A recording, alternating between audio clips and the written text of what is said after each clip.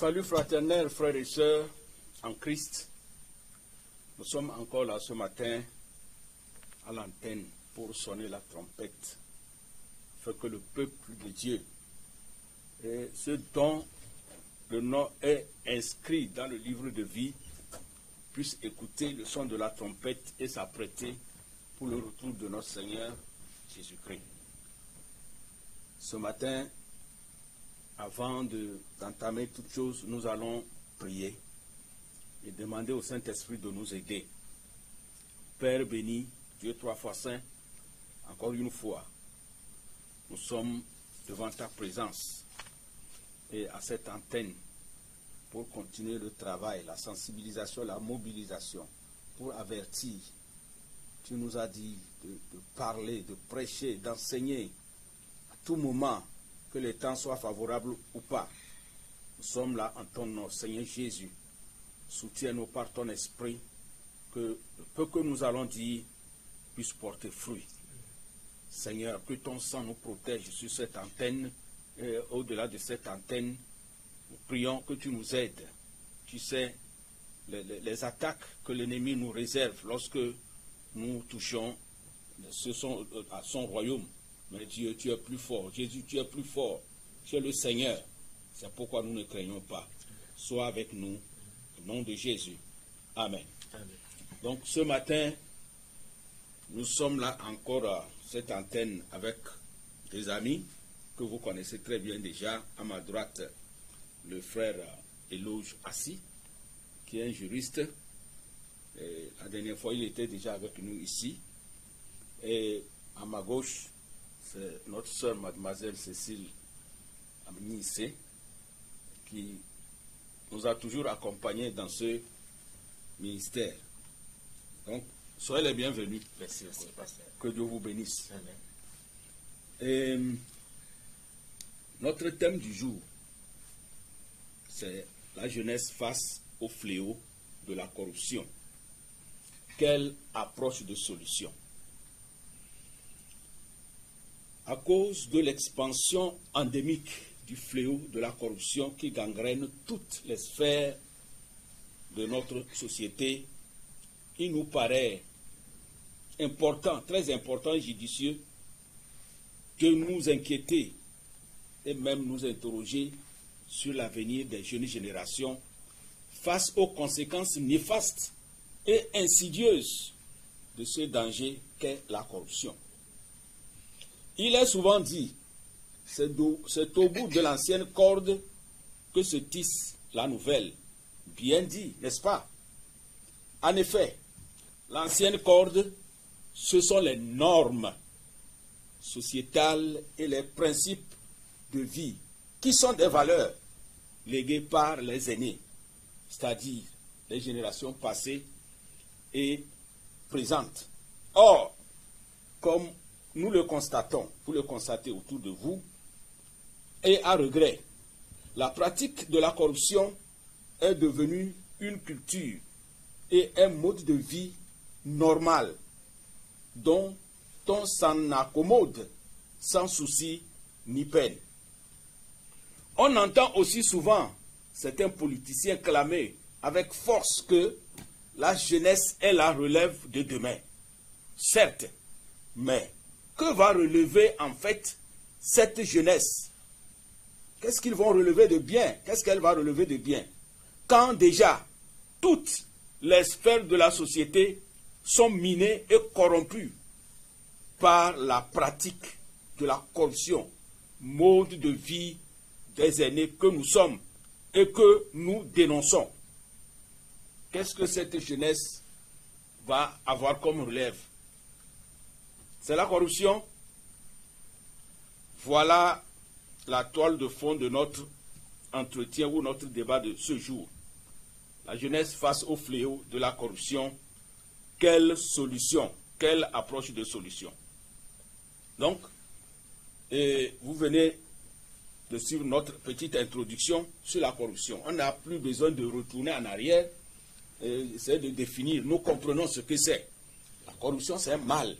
C'est un fléau. C'est une pandémie. Elle est pire que le coronavirus. Hein? Elle est pire elle fait plus de mal, elle fait plus de victimes que certaines maladies dont on parle. Donc, nous aurons quand même à répondre à 2 ou 3 petites questions. Est-ce que vous pensez que l'avenir des jeunes générations est vraiment hypothéqué par la pratique de la corruption? C'est une question que je vous lance. Est-ce que vous pensez réellement que l'avenir des jeunes générations, les jeunes qu'on forme aujourd'hui, des entrepreneurs, des ingénieurs, des docteurs, des médecins, etc., des commerçants, est-ce que vous pensez que l'avenir de ces jeunes-là est déjà hypothéqué, compromis à cause de la corruption?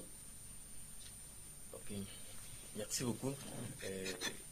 Comme on l'a déjà dit, on l'a déjà défini, la corruption est un mal qui gangrène la société. Et nous pouvons dire que l'avenir de la jeunesse est déjà hypothéqué à cause de la corruption.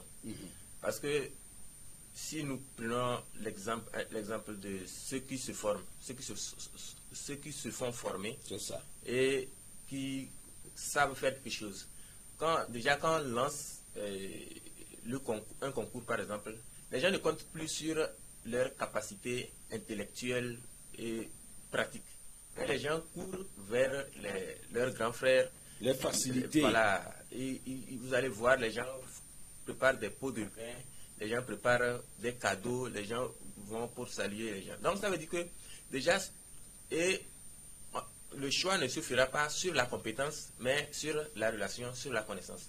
Or, il faut aller sur le terrain, il faut œuvrer pour la nation, il faut aller travailler. Il faut produire, il faut se faire voir, il faut donner ce qu'on connaît. Voilà. On prend des gens qui ne sont pas capables et on les laisse dans des postes où ils ne peuvent rien produire de bon. La société en général, la jeunesse et la société en général va de mal en pis. Donc, ceux qui sont capables de faire le travail, on ne les prend pas, on ne les garde pas, mais ceux qui donnent quelque chose ou ceux qui ont donné, bon, ça dit... Ceux qui savent faire dessous de table. Voilà. Ceux qui ont des frères, des bras longs, de gauche à droite, c'est eux. Ce sont ces gens-là qu'on laisse là-bas. Je peux vous donner un exemple. Vous allez voir à l'approche des élections, les gens courent de gauche à droite.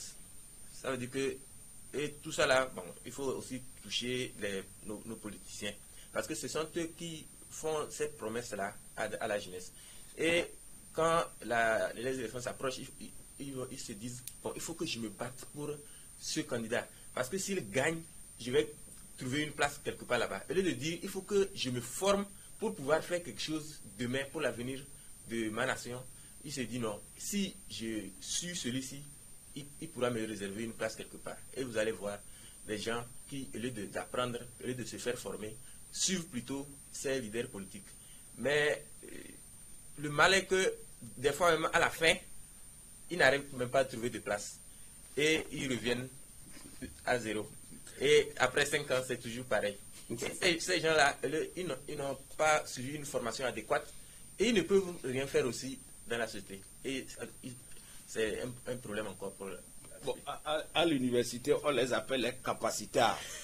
Les capacitaires, ils vont de département en département. Il fait l'anglais, après il va faire l'allemand, c'est des capacitaires. Ok? Donc, merci beaucoup pour cet apport, vraiment important, très important. Voyez, notre jeunesse, l'avenir de la jeunesse, vraiment nous le croyons. Mais mademoiselle Cécile, je sais que tu as quelque chose à nous dire sur ce point. Est-ce que tu penses réellement que demain ça n'ira pas? Parce que la corruption a déjà gangréné tout le système social, notre système social. Ok, tout d'abord, je remercie le Seigneur pour l'opportunité qu'il nous a encore donnée de venir sur l'antenne ce matin. Et je salue les téléspectateurs aussi. Bon, pour répondre à la question, je pourrais dire oui. L'avenir de la jeunesse est déjà hypothéqué, comme mon frère vient de le dire. Puisqu'on avait dit, on a défini la corruption comme c'est un mal, c'est un fléau. Et quand la chose, c'est un mal, ça veut dire que les conséquences aussi seront néfastes. Donc, comme toute la société, tous les domaines de la société sont minés par cette corruption-là, alors cela voudra dire que l'avenir aussi est miné, l'avenir aussi est hypothéqué. Est déjà compromis. Est déjà compromis. À moins qu'on cherche des solutions ou des solutions pour endiguer à ce mal-là. Donc, je peux dire que oui, d'emblée, oui, l'avenir de la jeunesse est hypothéqué. Ok, merci beaucoup. Mais je voudrais qu'on insiste vraiment là-dessus. Et vous voyez, quand la corruption est devenue un mode de vie, une façon d'être qui ne dérange plus les gens, parce que c'est ce qu'il faut faire.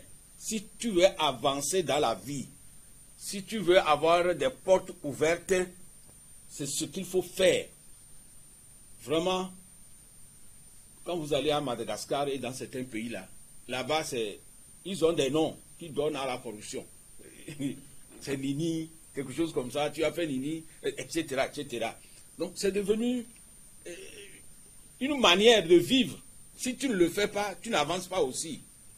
Et ils disent même, si tu ne veux pas qu'un policier, ce n'est pas que tu as mal agi, tu ne veux pas qu'il te dérange, qu'il te pose certaines questions, il suffit de glisser quelque chose. Tu le vois, tu glisses quelque chose. Ce n'est pas que tu as fait quelque chose de mal. Vous voyez, on doit s'interroger. Et maintenant, les jeunes qui vivent, qui voient les aînés faire, c'est pourquoi nous avons dit, et vous avez, la culture, comme on l'a défini, ce qu'on appelle culture, c'est ce qui nous reste lorsque nous avons tout perdu. Vous voyez, demain, ce que les jeunes générations auront, c'est ce qu'ils ont appris des années aujourd'hui. Ce que nous faisons, nos manières de faire, d'agir, le système social dans lequel nous sommes, il va produire les mêmes fruits. Il va donner le fruit. Ce que nous faisons ici va donner le fruit demain. Donc voilà pourquoi on doit vraiment sonner l'alarme. Il faut sonner l'alarme pour sauver ce qui peut être sauvé. Sinon, c'est mal parti. Comme quelqu'un a écrit un ouvrage, là, il dit l'Afrique noire est mal partie. L'Afrique est mal partie. C'est mal parti. Parce que ce que je sais aujourd'hui, c'est ce que je ferai demain. Par exemple, quand nous allions, on nous amenait à l'école, c'est pour vous dire que demain, vous allez gagner, vous allez devenir un grand fonctionnaire, etc. C'est l'argent, c'est l'intérêt. Ce n'était pas pour nous instruire, pour que demain, toi-même, tu réfléchisses par toi-même. C'est pour que tu deviennes un fonctionnaire, un monsieur, celui qui gagne. Oui. C'est dans cette culture-là que les générations à venir vont évoluer. Et ça va s'empirer. Ça va s'empirer. Il faut qu'on y réfléchisse. Bien, merci beaucoup pour vos apports. Si tel est le cas, si nous pensons que la jeunesse, les jeunes générations sont déjà minées, que l'avenir est hypothéqué, c'est compromis, comment nous pouvons expliquer cela? Comment cela se révèle? En quoi cela se révèle? Cela s'explique. Comment? Qu'est-ce que vous pouvez en dire? Bon, l'avenir de la jeunesse est hypothéqué et disons que même l'avenir de la nation. Parce que c'est la jeunesse qui est la relève de demain. Voilà. La relève de la nation, du pays. C'est eux qui sont les dirigeants de demain. Mais si le dirigeant n'est pas honnête, si le dirigeant n'est pas soucieux de toute la nation, c'est un danger. Parce que, bon, même si on prend l'administration, quand nous allons dans l'administration aujourd'hui, les gens ne cherchent que leur intérêt. Ouais, les gens ne cherchent plus l'intérêt général. Or, vous êtes là, vous devez travailler pour tout le monde. Effectivement. Voilà, vous devez travailler pour tout le monde. Mais quand vous seulement à votre ventre, c'est que vous mettez en danger les autres. Prenons peut-être le cas, nous avons de la circulation routière, peut-être les policiers qui sont au niveau des carrefours. C'est ça. Quelqu'un qui vient, il viole le feu rouge, il a 1000 francs dans la poche et il sort, il donne. Il sait que c'est. Et puis, il n'y a plus de sanctions, il n'y a rien. Demain, il répète la même chose. Et c'est ce qui crée des accidents partout. Vous voyez. Donc, s'il y avait une application rigide de la loi, s'il n'y avait pas cette corruption-là, demain, tout le monde prendra les précautions pour ne pas violer le feu rouge. Donc, c'est déjà un danger. Nous prenons au niveau des services. On prend des gens qui ne sont pas capables. On leur dépose, que ce soit dans les hôpitaux, dans les services publics. Au lieu de faire bien le travail, il ne maîtrise pas, puisqu'il n'a pas réussi sur concours. Il va, c'est le mal, il fait, et c'est la production de façon générale qui est au ralenti, et c'est la société de façon générale qui empathie, qui souffre, qui empathie. Vous voyez, donc tout ça là, c'est déjà un mal pour la société, pour la jeunesse que nous sommes. Merci beaucoup, frère Assi, c'est bien dit. Et comme nous l'avions dit dans les émissions passées, et nous invitions tout le monde à se soulever contre la corruption, parce que c'est tout le monde qui en souffre. Celui qui commet la corruption là, celui qui est corrompu, il en souffre. Et celui qu'on a corrompu, c'est tout le monde. Hein? Et Dieu donnait l'autre fois l'exemple qu'on devrait construire un hôpital, c'est un bien commun, pour la santé de la population. Donc, l'argent qu'on devrait dépenser, un monsieur, lui seul, il a mis dans sa poche. Et le reste, il a envoyé ça en Europe. C'est ce qu'ils font souvent. Parce qu'ils ne veulent pas laisser ça ici, chez nous. Bon, maintenant, vous voyez, il y a la maladie, il y a le coronavirus. On dit il n'y a pas de gaz, des chambres, des choses. Pourquoi? Pourquoi tout cela n'est... Cependant, on avait voté un budget, on avait prévu construire un hôpital pour le bien commun. Tout le monde souffre. Tout le monde en souffre. C'est pourquoi nous avions appelé entre-temps à se soulever contre ce fléau. Bon, mademoiselle Cécile, ce volet-là, qu'est-ce que tu as à nous dire? Comment tu peux nous expliquer ça? Comment la pratique de la corruption là s'explique, hein, s'explique selon toi? Ok, merci beaucoup, pasteur. Bon, moi je vais partir comme ça. Je vais aller à la base parce que je vais parler des familles. Parce que ce sont les familles qui sont la base de la société. Et si la famille n'est pas bien construite, c'est ça qui va entraîner tout ça là dans les... On dit que c'est la famille qui a la cellule de base de la société. De toute société. Voilà. Et si ça ne va pas bien dans la famille, c'est ça qui va dégénérer dans les entreprises, sur la route, partout. C'est ça. Je crois qu'un auditeur, bien une auditrice avait appelé dans une émission par rapport à ça.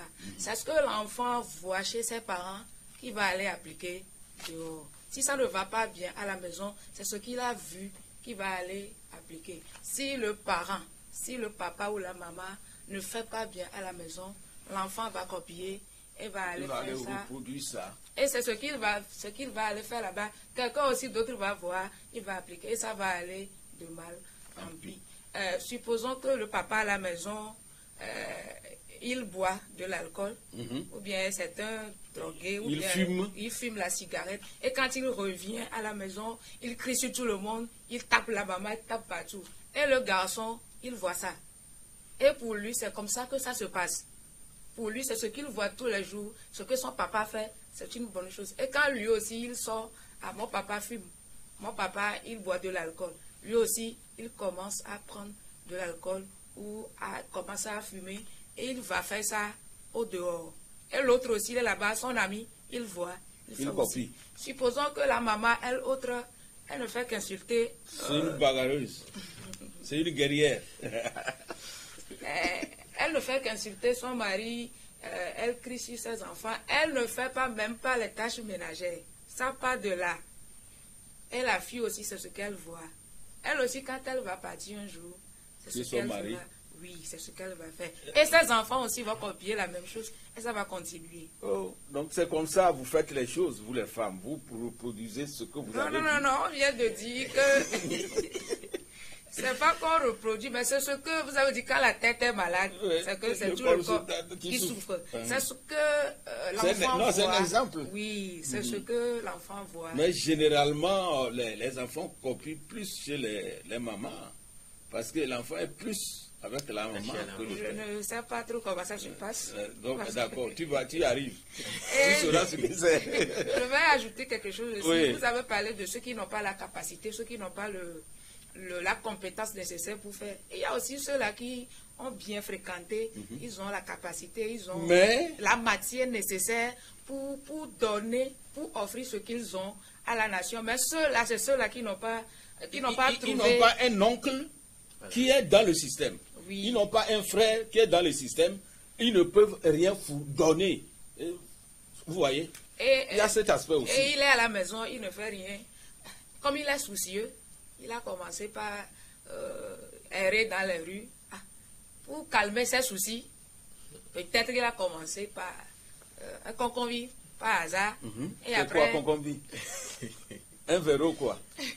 Quelqu'un va dire un verrou, un petit verre. Ça va l'aider à oublier ses soucis et tout et tout. Et petit à petit, c'est ça qui fait que nombreux des jeunes se sont adonnés à l'alcool, à la drogue. Et c'est ça. À la facilité. Oui. Laisser aller. Et il y en a d'autres, c'est par rapport à ce truc-là, je vais investir un petit, je vais investir un fonds quelque part. Comme je ne trouve pas à faire, je vais investir, ça va me donner. Et ça aussi, on va dire que c'est un... Vraiment, merci beaucoup. Merci. Vous voulez, frère, si vous voulez ajouter quelque chose. Je veux ajouter quelque chose parce que aujourd'hui, si nos pays demeurent toujours pauvres, c'est à cause de la corruption. Effectivement. Et nous craignons pour l'avenir, comme le thème le dit. Parce que les gens ne cherchent plus à créer. Les gens pensent que même si dans ce pays, bien peut-être surtout c'est en Afrique, si tu veux rester toi-même, tu ne peux pas réussir. Les gens ne veulent pas entreprendre non plus. Donc, ils veulent toujours compter sur des gens pour réussir. Donc, tant qu'on n'entreprend pas, tant qu'on ne travaille pas, c'est que la société de façon générale va souffrir.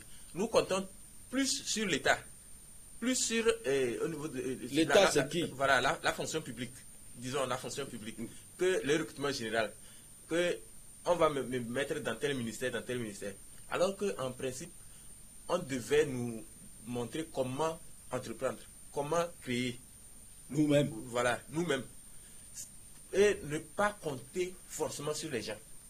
Vous voyez. Or, je pense que peut-être certains pensent que c'est de leur intérêt de faire penser la jeunesse que si vous ne comptez pas sur nous, vous n'allez pas réussir. Et ça, c'est un problème. C'est ce qui amène, des fois, vous avez parlé de ceux qui ne se retrouvent plus et après ils prennent des verrons et tout ça là pour calmer leurs soucis. Sinon, si on nous avait appris effectivement qu'il faut entreprendre, même si il n'y a pas le recrutement de la fonction publique et tout ça là pour aller voir tel oncle, parce que bon, on est dans les pays africains de façon générale. Si on lance un concours, vous allez voir comment ça va commencer à bouger de gauche à droite. Vous voyez. Effectivement. Et combien on va prendre? On ne peut pas prendre beaucoup. Ouais, c'est ça qui cause tout ça. C'est un aspect aussi du problème que nous dénonçons. Et je vous remercie. Je voudrais encore rebondir sur un aspect que notre soeur Cécile a souligné. Elle est allée à la base. Oui, c'est à la base, comme cela se dit aujourd'hui dans notre pays, à la base. À la base, mais souvent la base là est délaissée. Et la base là, ce que la base voit depuis le sommet, il dit, mais si c'est comme ça, nous allons faire comme le sommet fait. Bon, j'avais une famille comme ça, c'est toute une famille. Monsieur et sa femme, monsieur prend la drogue. C'est un drogué. Et les enfants voient cela et ils ont commencé. Tous les enfants étaient drogués. C'est des garçons, hein. C'est une fille, elle autre, elle n'a pas, ça n'a pas de tête. Vous voyez, ce que les enfants voient, ce que nous apprenons aujourd'hui, c'est ce que nous ferons et dirons demain. Ce qu'on nous enseigne aujourd'hui, nos aînés nous lèguent aujourd'hui comme valeur, comme pratique, comme principe de vie. Demain, c'est ce que nous allons produire. Vous voyez? Donc, je voudrais mettre ici l'accent sur l'éducation, notre éducation. Hein? Bon, si à l'école, l'enseignant qui instruit, qui éduque les enfants, lui-même, son esprit, son cœur, son désir, ce n'est pas de former des gens qui vont se prendre en charge. Il fait ce travail-là pour gagner. Il veut son gagne-pain. Vous voyez? Tellement que demain sera difficile. Demain sera difficile. Sauf ceux qui peuvent nous écouter la parole de Dieu. Je voudrais qu'on lise ce verset-là avant qu'on continue. Dans 2 Pierre, chapitre 1, premier verset au verset 4. On va lire ça d'abord et puis nous allons continuer. L'épître de Pierre. Hein? Nous allons chercher cela et lire. Vous allez voir comment on nous conseille de fuir la corruption. Nous allons lire à partir du verset 3. Il dit, comme sa grâce divine, comme sa divine puissance nous a donné tout ce qui contribue à la vie et à la piété au moyen de la connaissance de celui qui nous a appelés par sa propre gloire et par sa vertu, lesquels nous assurent de sa part les plus grandes et les plus précieuses promesses, afin que par elles, vous deveniez participants de la nature divine, en fuyant la corruption qui existe dans le monde par la convoitise. Vous voyez ce que la Bible dit? C'est pourquoi je disais tantôt, seront épargnés ceux qui vont accepter la parole de Dieu. Ce que la parole de Dieu dit. Elle dit quoi? Que la corruption est déjà dans le monde. C'est déjà dans le monde. Mais on peut l'éviter. Comment? En ayant la crainte de Dieu, en recevant Jésus, en ayant la force là. Parce que ce n'est pas suffisant d'enseigner aux enfants, il y a la corruption. La corruption, ce n'est pas bon. Ne corrompez pas les gens et vous-même ne vous laissez pas être corrompus. C'est bien. Mais ils n'ont pas la force. Ils n'ont pas la force. C'est comme vous dites aux gens, ne péchez pas, ne volez pas, ne mentez pas. C'est bien dit. Mais sur quoi ils vont se baser pour ne pas mentir? Il faut leur donner quelque chose de plus. Vous voyez, c'est ce que la Bible dit. Dieu nous a appelés. Et il nous a appelés à quoi? Pour bénéficier, pour hériter de sa divinité. La puissance de Dieu en nous donne la force de combattre ce fléau, ce mal qui est déjà là. C'est déjà là. Ce n'est pas ça va venir. C'est déjà là. Donc, j'avais voulu qu'on lise ce verset-là et qu'on puisse continuer. Ok, vous avez quelque chose à ajouter? Quelqu'un a quelque chose à ajouter? Donc, ok, donc, nous allons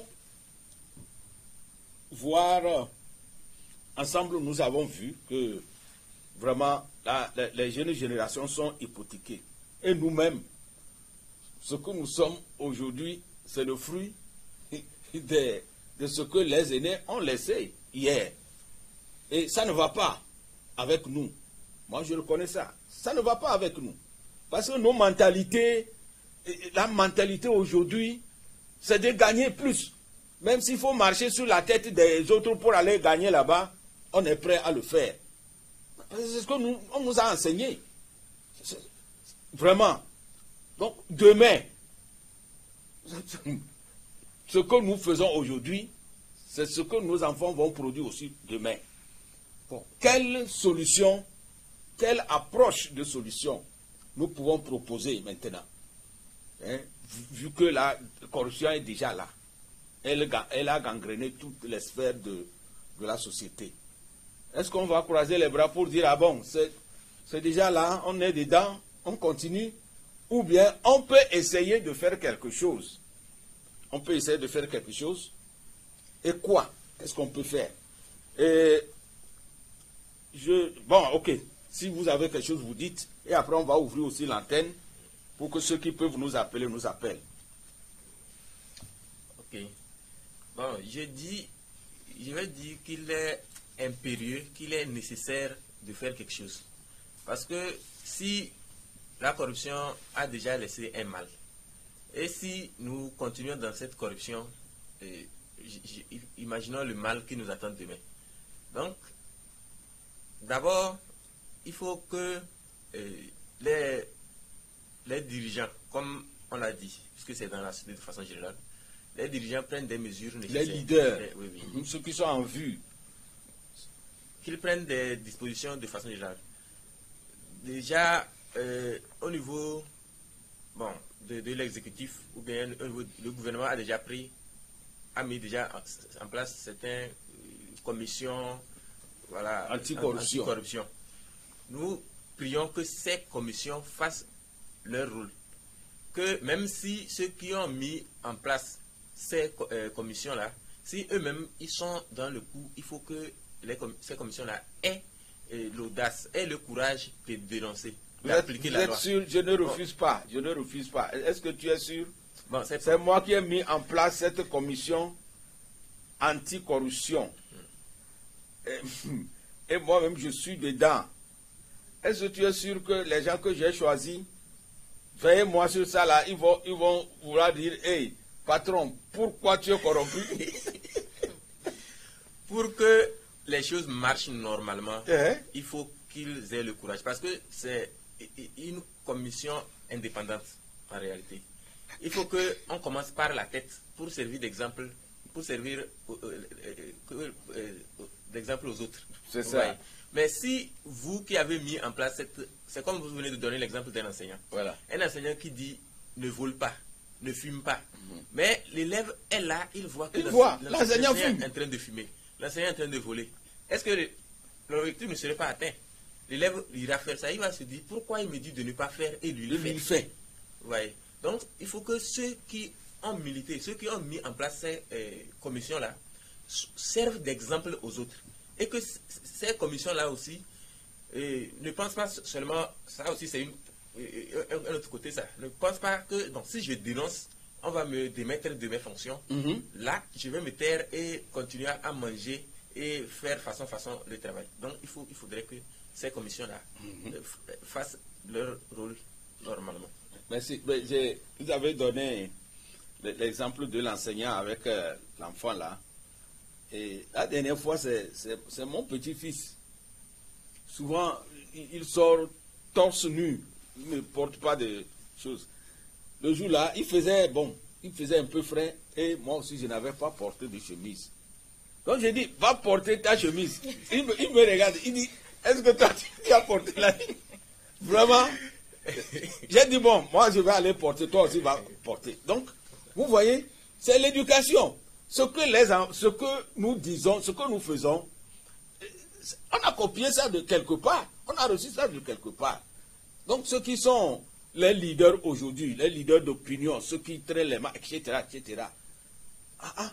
des politiciens. Vous voyez au Togo ici ce que les gens se font. Maintenant, certains ne s'aiment plus. Ils disent, leur leader là, il a volé, il a pris de l'argent, on lui a donné de l'argent. C'est la corruption. Qu'est-ce que vous enseignez? Vous voulez que ceux qui vous suivent là, ils fassent comme vous, alors que vous êtes en train de dénoncer les autres?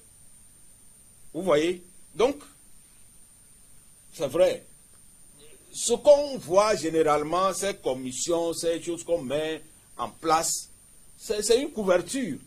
C'est une sorte de couverture pour dire qu'on est en train de faire, mais en fait, on ne fait rien. On ne fait rien.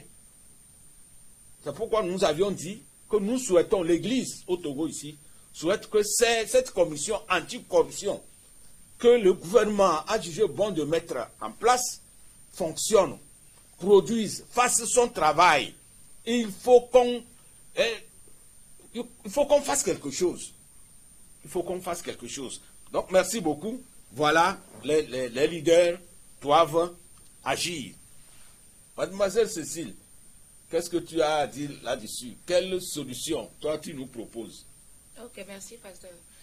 Je voudrais revenir sur un point dont mon frère avait parlé par rapport à l'entrepreneuriat. Nous, les jeunes d'aujourd'hui, comme vous l'avez dit, ce qu'on nous a inculqué, c'est que, le pasteur vient de le dire, tu vas aller à l'école, après tu vas rester dans un bureau pour gagner de l'argent. C'est ça la mentalité, c'est ce qu'on nous a inculqué, c'est ça que nous avons dans notre pensée. Je vais à l'école, après j'aurai mon diplôme, on va me positionner dans un bureau. Je vais devenir fonctionnaire. Je vais devenir fonctionnaire, et ça s'arrête là. Alors qu'aujourd'hui, chaque année, il y a de nouveaux diplômés qui sortent. Mais la question est de savoir, ces diplômés-là, ils vont travailler où? Il y a des gens qui normalement doivent être à la retraite, mais qui travaillent toujours, qui occupent toujours des postes. Et chaque année, ils sont en train de former des gens, des jeunes qui ont des diplômes et qui sortent des écoles. Maintenant, si nous sortons, nous allons travailler où? C'est le moment de faire appel à nos jeunes, l'entrepreneuriat. Et il y a des filières aussi que nous prenons après le bac. Il faut se poser la question de savoir si je prends la filière là, après le diplôme, qu'est-ce que je pourrais faire avec ça? Je connais un jeune, il a pris, après le bac, c'est une branche de droit qu'il a pris. Après la licence, on dit qu'il ne peut plus continuer ici. Il doit aller à l'étranger avant de continuer les études. Maintenant, il va faire comment? C'est ça. Et il est resté à la maison jusqu'à... Ils ont fait glama et bon, il peut continuer. Mais après, comme il n'y a pas la suite de la branche qu'il a pris ici, là, maintenant s'il sort, s'il a le diplôme, il va travailler ça avec. Il va travailler où avec ça, avec le diplôme. C'est ça, c'est ça. Il crée la filière, mais après la sortie, il faut se demander qu'est-ce que je pourrais faire avec le diplôme que je vais prendre. Nous appelons ça l'orientation. C'est l'orientation. Et le choix de ce qu'on veut faire demain. Il y a certains qui choisissent bien, d'autres sont mal orientés. Bon, par exemple, moi, on a voulu que je fasse la série D pour faire quoi? Mathématiques, je ne sais pas. Moi, j'ai dit, bon, j'ai fait une semaine en D et puis j'ai fui pour aller en A. Parce que c'est ce que moi, j'ai voulu. Vous voyez, des fois, le choix là, et puis certaines formations qui ne sont pas adéquates. C'est pourquoi aujourd'hui, on dit à l'université, on veut former, c'est bien que cela arrive à l'université, on veut former des gens qui puissent se prendre en charge après la formation, que cela soit, effectivement. Et c'est ça la base. Donc, bon, moi, je voudrais souhaiter que, je voudrais faire un appel à la jeunesse. Choisissons des filières qui peuvent nous aider demain à entreprendre quelque chose nous-mêmes. Je vais donner l'exemple de l'agronomie. Travailler la terre, ça ne trompe pas. Ça ne trompe pas. Il y a des filières qu'on peut choisir. On ne veut pas se salir. C'est sale. C'est sale. N'est-ce pas? Mais c'est ça. Après ton diplôme, tu ne vas pas mettre la main tu ne vas pas attendre quelqu'un pour t'embaucher quelque part. Toi-même, tu démarres ton activité et tu gagnes ta propre vie, quoi. Donc, c'est ça dont je voulais parler. Et aussi, nous venons de dire, nous disons que la corruption, ça ne date pas d'aujourd'hui. Ça date depuis le jardin d'Éden. Quand l'homme a désobéi à Dieu, c'est à partir de là que ça a commencé. Et ce sont les conséquences qui se suivent jusqu'à aujourd'hui. Voilà. Je voudrais faire un appel surtout à nous les chrétiens. Aujourd'hui, nous pouvons remarquer qu'il y a à peu près dans tous les services, partout dans l'administration, partout. Il y a des chrétiens qui sont là-bas. Ça devrait commencer par nous les chrétiens. Effectivement. Si nous montrons, si nous démontrons là où je suis, si je démontre vraiment que je suis un chrétien, alors là, ça va impacter les gens qui sont là-bas. Je vais donner l'exemple le Shadrach, Meshach, Abednego, Daniel dans Daniel, la Bible. Joseph. Ce sont des ces gens. jeunes qui sont en captivité sur une terre étrangère. Mais on les a nommés premier ministre, intendant sur intendant. Ce sont des captifs. À cause de quoi? Parce qu'ils ont craint Dieu. Ils se sont accrochés à Dieu. Malgré qu'il y a des gens qui font, qui se sont adonnés à la corruption qui font Pour la magouille. des choses malsaines, mais ils ont observé la loi de Dieu. Ils se sont accrochés à Dieu. Et c'est à cause de ça le Seigneur les a élevés à un rang. Donc je voudrais faire appel à nous les chrétiens. Si nous sommes quelque part, partout, au marché, à la maison, au service, partout, démontrons que nous sommes des chrétiens. La Bible dit que nous sommes la lumière du monde et le sel de la terre. Si nous perdons notre saveur, nous ne servons plus à rien. Donc nous devons démontrer, nous devons montrer aux gens que nous sommes des chrétiens. C'est après ça que les gens pourront voir que, si j'emprunte le pas de celui-là, alors la chose serait bien. Merci beaucoup.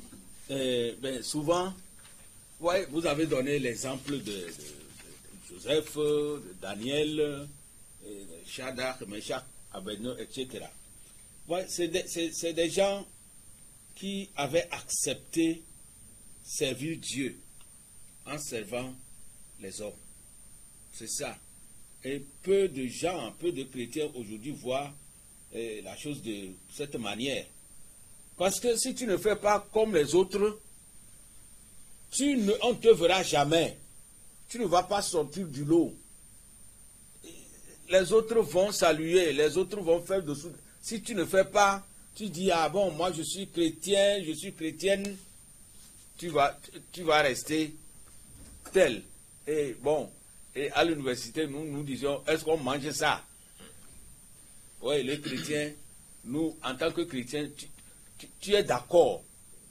Rencontrer Jésus, c'est rencontrer la croix, c'est la mort. C'est une chose que le monde fait. Dans la corruption dans laquelle le monde vit, nous devrons sortir de là. C'est nous qui devrons sonner l'alarme comme nous sommes en train de le faire, comme tu l'as dit. Partout tu es chrétien, tu es seul. Ne dis pas, si je dis ça, on va m'étiqueter, on va me voir mal. Moi, à l'école, on m'appelait pasteur. C'est ça, des fois c'est péjoratif. Mais il faut accepter ça. On était à l'Estao, à la façade de là, bon, les gens, ils m'appelaient juif. C'est péjoratif. Moi j'ai accepté ça. Parce qu'il dit que mon esprit, c'est comme les juifs. Parce que les juifs, ils sont durs. Ils sont directs. Bien sûr, ils ont des faiblesses. Mais c'est des gens rigoureux. Et c'est comme ça, il m'appelait, j'ai dit d'accord. Appelez-moi juif, ça ne fait rien. J'accepte ça. Vous voyez donc, là où vous êtes homme, vous êtes femme, chrétien, jeune ou vieux, démontrez que vous êtes pour Christ, vous êtes la lumière. C'est vous qui devrez sonner l'alarme, que ça ne va pas. C'est la corruption qui a fait que Dieu a détruit le premier monde. Et c'est ce qui va arriver. C'est ce qui nous effraie. Quand les jeunes aujourd'hui, ils ne craignent pas de faire ce qu'on ne faisait pas hier, où est-ce qu'on va? Ce qu'on n'osait pas dire, ce qu'on n'osait pas faire du tout, aujourd'hui c'est facile. Les jeunes le font. Pourquoi? Parce qu'ils ont vu les aînés faire. Ils ont vu les aînés faire. Sur le plan moral, au Togo ici, il faut qu'on dénonce ça. Pourquoi on parle de pornographie à l'école, tout ça là, vous voyez? Parce que les élèves voient, les enfants voient ceux qui sont nos dirigeants, ceux qui sont comment ils vivent. Ils disent, mais si les grands font ça, nous, qu'est-ce que nous allons faire? Quand le ministre, bon, lui-même, il prend les filles, qu'est-ce que l'enseignant va faire? Vous voyez? C'est ça, non? C'est ça la situation. C'est ce qu'il faut dénoncer. Quand le leader, celui qui a en vue, ce qu'il fait, tout le monde pense. Si c'est le président, il prend beaucoup de filles, les ministres vont dire non, comme le patron même prend, nous aussi nous allons faire. Il faut qu'on dénonce ça. Celui qui a décidé d'être le leader, c'est que tu dois te sacrifier, tu dois éviter certaines choses. Tu enseignes, tu es un modèle. On copie un modèle, non? C'est ça. Le modèle, on le copie. Vous avez décidé d'être un modèle, donc il y a des principes, il y a des lois qui encadrent le modèle. Le modèle, on doit le suivre. Les enfants voient. Ils voient les grands, ils disent, eh bien, c'est modèle. Ils le font, donc nous allons faire. Et c'est ce qu'on fait à l'école. C'est ça la corruption. Nous avons peur. Vraiment, nous nous inquiétons pour la jeunesse de demain. Qu'est-ce qu'elle va devenir? Relève. Elle va relever quoi? Qu'est-ce que la jeunesse va relever? Dites-nous. Nos mauvaises habitudes, notre corruption, hein, nos jalousies, nos envies, nos coups bas, tout cela, c'est ça qu'on va léguer à la jeunesse. Réfléchissons bien. Merci beaucoup. Il fallait qu'on le dise. Vous avez quelque chose encore à ajouter? Okay, j'aimerais encore ajouter à ce que vous avez dit, à ce que la sœur a dit. Vous voyez, s'il faut trouver des solutions adéquates à la corruption, c'est-à-dire à la lutte contre la corruption, il faut que ça commence par l'Église, comme vous l'avez cité. Parce que c'est l'Église, c'est la crainte de Dieu. Ceux qui ont choisi crainte Dieu, c'est eux qui peuvent éviter facilement la corruption. Mais influencer le monde. Le monde. Même malheureusement, aujourd'hui même, si vous êtes chrétien, vous êtes dans un secteur, on viendra vous dire, reste là-bas que tu es chrétien, tu vas mourir de faim. Reste là-bas que tu ne vas pas faire ceci. Que c'est ça, c'est le fonctionnement. Vous voyez, et les chrétiens, des fois, sont d'une manière ou d'une autre obligés de s'aligner. Mais nous devons faire un effort. Parce que être chrétien, c'est une croix. Faire un effort de se séparer. De se séparer de cette... mourir quoi? Voilà. Être chrétien, c'est mourir. C'est accepter de souffrir. Se séparer de ces pratiques-là. Ouais. Parce que quand on se sépare, quand on ne s'accommode pas, quand on ne fait pas comme ce qu'ils sont en train de faire, quel qu'en soit le cas, Dieu fera quelque chose, qu'ils verront l'exemple à travers nous et le monde va changer. Mais si nous, on s'accommode, si nous, on s'implique, nous aussi, on fait comme eux, là, c'est effectivement, dommage. vous voyez, c'est le salut, hein. Le salut est personnel, individuel. Mais même si Jésus a dit venez, venez, le pluriel venez, c'est toi. Lorsque l'autre, ils ont tiré de force Lot de Sodome, parce qu'il ne voulait pas sortir. Il avait des richesses, beaucoup de choses. Qu'est-ce qu'il va prendre? Il y a la femme, tout ça là. Ils l'ont mis, il dit, sauve-toi pour ta vie. On lui a dit ça, sauve-toi pour ta vie. Donc, chrétien, là où tu es là, qu'on se moque de toi, qu'on dise tu vas mourir, tu vas rester tel. Tu ne vas pas rester tel, tu vas vivre, mais tu es sauvé. Tu es sauvé, tu as la vie et la vie éternelle. Ce n'est pas les richesses, les gloires de ce monde qui donnent ça. Les chrétiens doivent le savoir. Lorsqu'on se moque de vous, vous tenez ferme. Vous tenez votre statut, vous tenez votre rang. Ce n'est pas on se moque de moi que je vais les faire pour leur plaire. Vous voyez, nous faisons tout pour plaire à Dieu, pas comme pour plaire aux hommes. Bien, donc, voilà. C'est des solutions que nous sommes en train de proposer. Beaucoup de solutions. Bien. Et au niveau de l'État, qu'est-ce que vous pensez que l'État puisse faire au niveau de l'État? Bon, ok. Il faut... Quand je dis l'État, au niveau du pays. Il faut interpeller une fois encore nos autorités judiciaires. C'est ça. Parce que là aussi, c'est encore un problème, ça. C'est eux qui sont censés appliquer les lois. Voilà. Vous voyez, c'est eux qui sont censés sanctionner ceux qui tombent sous le coup de la corruption. Mais eux aussi, ils sont corrompus. C'est ça. On leur corrompt pour qu'ils ne punissent pas les corrupteurs. Le système est corrompu. Le système est corrompu. Est-ce que vous savez ce qu'on appelle l'état de droit? Vous avez une idée là-dessus? Ce qu'on appelle l'état de droit. Qu'est-ce que vous pouvez en dire? Je peux dire, c'est un pays dans lequel tout le monde est libre de s'exprimer. On a le... Comment je peux dire? Oui, l'état de droit. Bon. L'état de droit, c'est un état dans lequel c'est la loi qui est au-dessus. Voilà, le droit est respecté par tout le monde. Est soumis à la loi. C'est très important. Tout le monde est soumis à la loi. Ok. Vous voyez, donc l'un des moyens de lutte contre la corruption, c'est l'état de droit. L'état de droit dans cet état-là où le droit et la loi font la loi. Le droit fait la loi et la loi aussi fait la loi. Et tout le monde est soumis à cet état de droit-là. On respecte tout le monde. S'il y a une loi, tout le monde la respecte. On a dit de ne pas voler, que tout le monde ne vole pas. Qu'on n'aille pas arrêter quelqu'un qui a volé un fruit sur l'étagère, manger, on va aller l'enfermer alors que quelqu'un qui détient des milliards, lui il est pavane et puis il continue. Ça, on n'appelle pas un état de droit. Hein? L'état de droit, ce n'est pas là où, ce n'est pas la jungle, où le droit du plus fort est toujours la meilleure, non. Vous voyez? Il y a quelque chose qui se passe présentement en Afrique et ça me plaît beaucoup. J'admire ça en Afrique du Sud. Zuma là, Jacob Zuma, présentement il est en prison.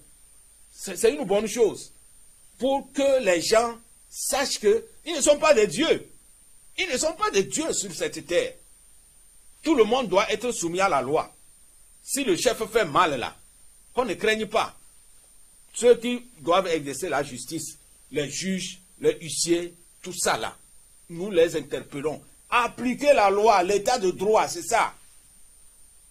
Sinon, la corruption, quand ceux qui doivent appliquer la loi sont corrompus, comment ils peuvent défendre la loi?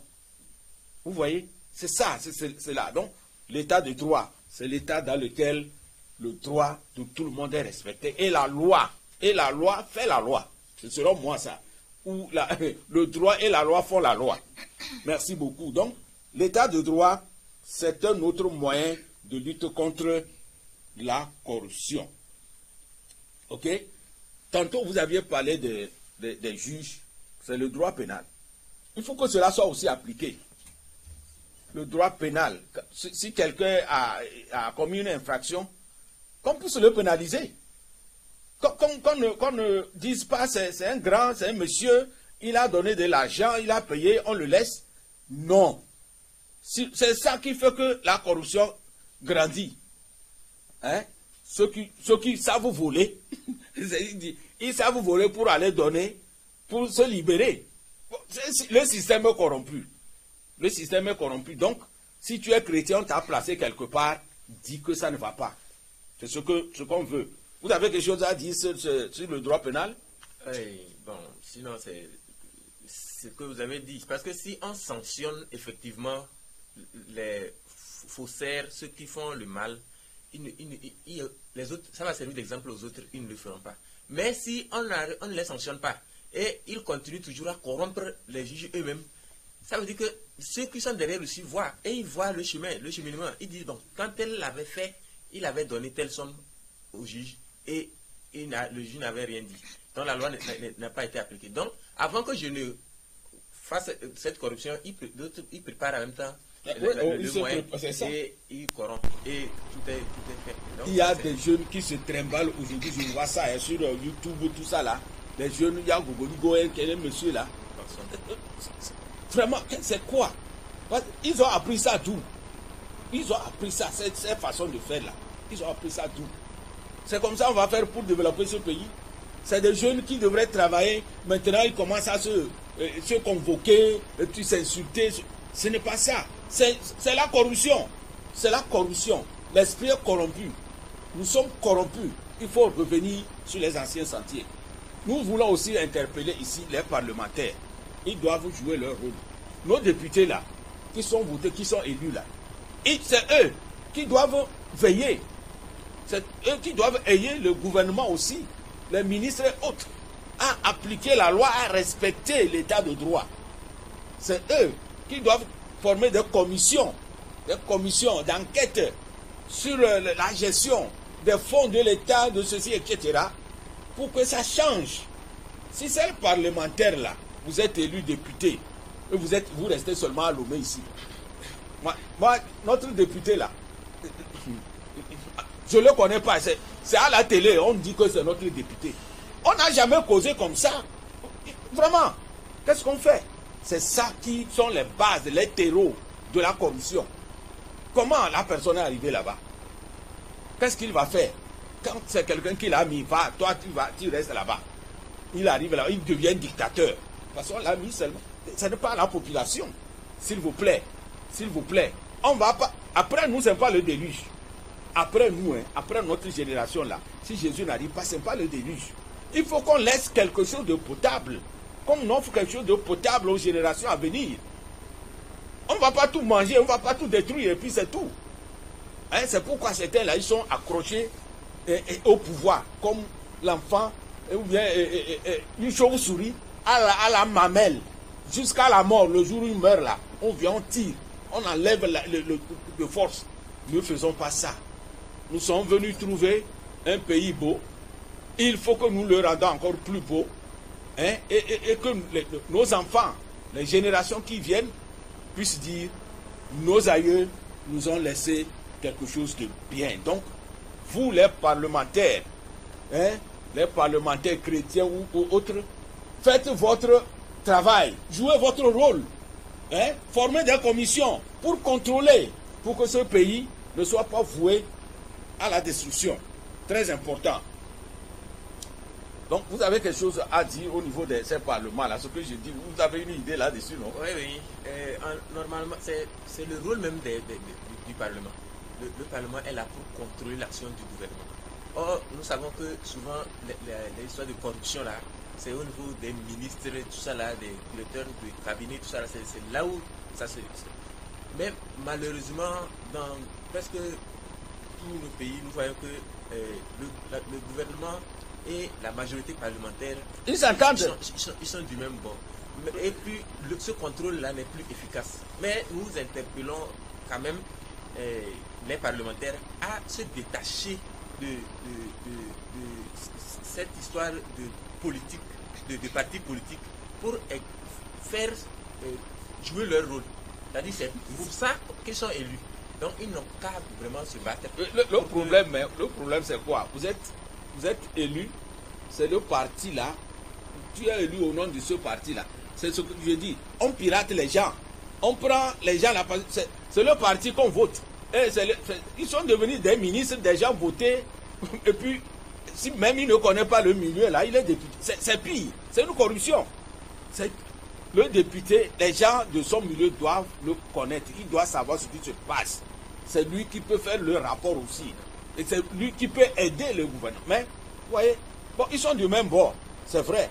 Mais, quand vous êtes responsable, vous êtes député responsable, ce n'est pas les jeunes, les enfants naïfs qu'on choisit. Mais c'est des gens mûrs. Et travaillez pour le pays. Ne faites pas en sorte qu'après vous, c'est fini. Vraiment, nous avons de l'inquiétude. Notre temps est fini. Nous allons y revenir. On n'a même pas ouvert l'antenne aujourd'hui. La prochaine fois, on va ramener la même question. Et puis donner la parole à vous tous, à la population. Parce qu'il faut qu'on en parle. N'ayons pas peur. Disons la vérité. Et Dieu sera avec nous pour que ce pays connaisse des lendemains meilleurs. Les enfants qui naissent là, demain, qui ne souffrent pas plus que nous, ce que nous souffrons aujourd'hui. Que Dieu vous bénisse. On va terminer par une petite prière que mademoiselle Cécile va dire pour nous confier au Seigneur. Éternel, nous voulons te dire merci ce matin pour la grâce que tu nous as encore accordée. Tu as été avec nous à l'antenne. Nous prions que la parole que nous venons de délivrer puisse toucher un cœur afin qu'il y ait un changement pour l'avenir de la nation. Nous te disons merci. Merci pour tout ce que tu as fait au nom de Jésus. Nous avons prié. Amen. Amen. Que Dieu vous bénisse.